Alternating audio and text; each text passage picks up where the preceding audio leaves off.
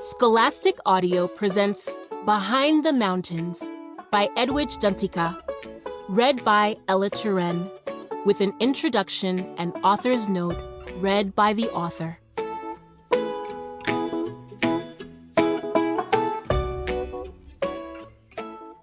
Last night, I did not share the biggest news. Mama came home with a cassette from Papa. After supper, the three of us gathered in the front room to listen to the cassette.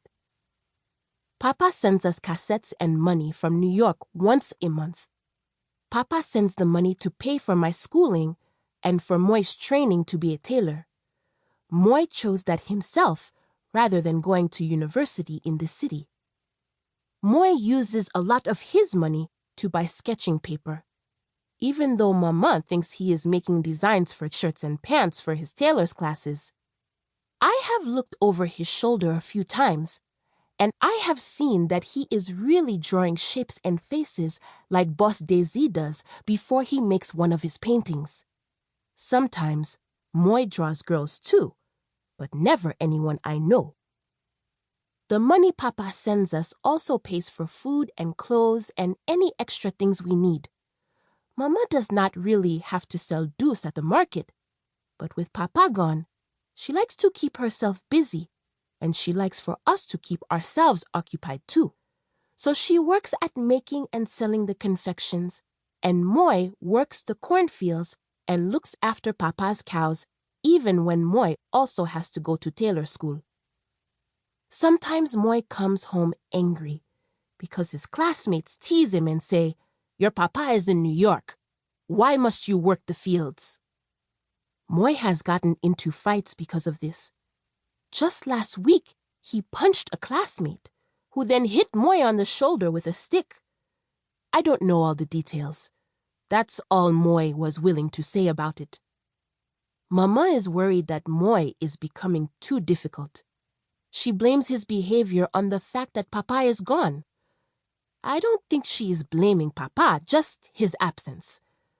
Whenever Moy gets into one of his fights, Mama always makes it clear to him that she is the gamun, the adult, and that he is the child. Moy is 19 and not a child, but to Mama, he will always be one. You should see Mama standing on her toes to make herself the same height as Moy to scold him. Listen to me, Moy. The head that's accustomed to wearing a hat will always wear a hat, she says to him. I wasn't sure what she was trying to tell Moy then, but now I realize that maybe she was telling him that if he gets used to being in fights, he would always be fighting. Mama likes to speak in pictures like that. They are called proverbs.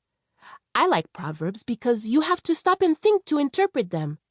They make a picture for you, and you must discover for yourself how to interpret it. In any case, after supper, we all sit in the front room with the cassette machine that Papa had bought for us before he left for New York. Mama brought new batteries from the market, which she puts in the machine before inserting the cassette.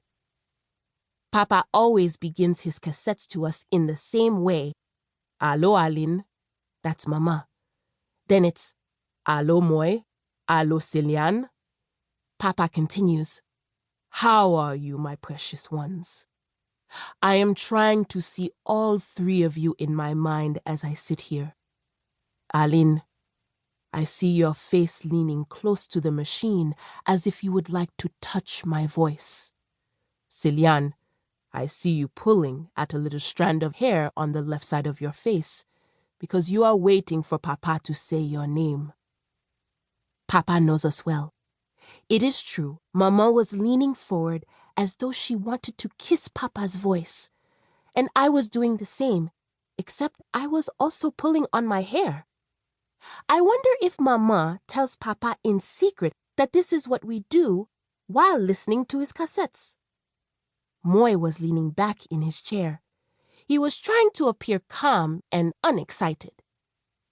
Each month, when Papa sends the cassettes, I worry that he will forget to mention my name, or forget to talk about the few things I had said to him in the last cassette we had all made for him together.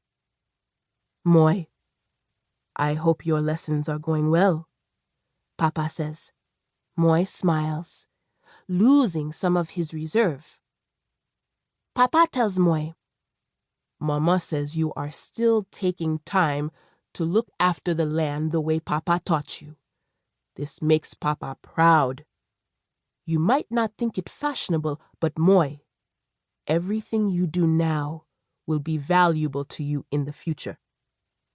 Most of the time, when Papa is talking in the cassettes, I think he forgets himself, forgets that he is talking to us and simply talks to himself, to console himself, to counsel himself, just as he is counseling us, to make himself feel better, just as he is trying to make us feel better. It was my turn for Papa to speak to me. Celiane, Papa is glad that you got such good marks in school last month, he says. Papa will reward you by sending you a typewriter like you asked. I scream so loud that some birds stir in the almond trees in the yard. I scare them away with my voice. Now comes the moment both Moi and I were expecting. This moment comes in all the cassettes. Aline, Papa says, after these words, you can stop the cassette. The rest is for your ears alone. Goodbye, Moi. Goodbye, Sese. Papa says before he speaks to Mama alone. You are in all of Papa's dreams, and you have all of Papa's love. Mama turns off the cassette. The rest she listens to when Moi and I are away from the house. She listens to the cassettes almost every day, until the next one comes or until the batteries die. Mama always looks sad when it is time to stop listening to the part of the cassette that we all listen to together. It is as if Papa was with all of us for a while and has disappeared again. I know she feels better, though, once she listens to her part alone.